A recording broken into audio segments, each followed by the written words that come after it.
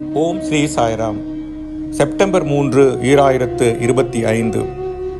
சுவாமி வழங்கும் இன்றைய அருளமுதம். அர்ச்சனம், அதாவது அர்ச்சிப்பதன் மூலம் பக்தி செலுத்துவது என்பது மிருது சக்கரவர்த்தி இறைவனை வழிபடுவதற்கு பின்பற்றிய முறையாகும்.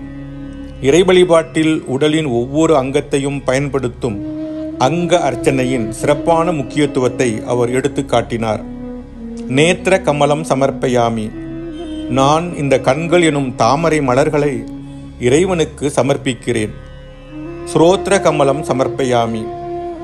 நான் இந்த காதுகள் எனும் தாமரையை இறைவனுக்கு சமர்ப்பிக்கிறேன். ஹிருதய கமலம் சமர்ப்பயாமி. இந்த இதயம் எனும் தாமரையை இறைவனுக்கு சமர்ப்பிக்கிறேன். இவ்வாறே பிருது ஒவ்வொரு அங்கத்தையும் இறைவனை வழிபடுவதற்கு அர்ப்பணிக்க வேண்டிய தாமரை மலராக கருதினார்.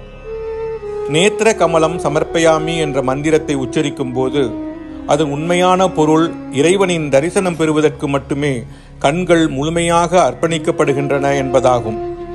அதேபோல் பக்தன் காதுகளை அர்ப்பணிக்கும் போது அவன் தன் காதுகள் இறைவனுக்கு மட்டுமே அர்ப்பணிக்கப்படுகிறது என்பதையும் தீயவற்றை கேட்கக்கூடாது என்பதையும் உணர வேண்டும். இறைவனுடைய தெய்வீக கதைகளையும் ஆன்மீக போதனைகளையும் கேட்பதற்கு மட்டுமே காதுகளை பயன்படுத்த வேண்டும். இப்படிப்பட்ட பாவத்துடன் தான் அர்ச்சனை செய்யப்பட வேண்டும். மிருது சக்கரவர்த்தி இந்த உணர்வுடன் அங்க பூஜை செய்து மெய்யுணர்வை பெற்றார். தெய்வீக அருளுரை செப்டம்பர் 12, 1989. பகவானை சிந்திப்பதால் மட்டுமே அவர் பிரீதி அடைவதில்லை. அவரை அனுபவித்துணர்வதற்கு ஒருவர் தன்னை பரிபூரணமாக அர்ப்பணிக்க வேண்டும் என்கிறார் பகவான் ஸ்ரீ சத்திய சாயி பாபா. ஓம் ஸ்ரீ சாய்ராம். ஓம் ஸ்ரீ சாய்ராம்.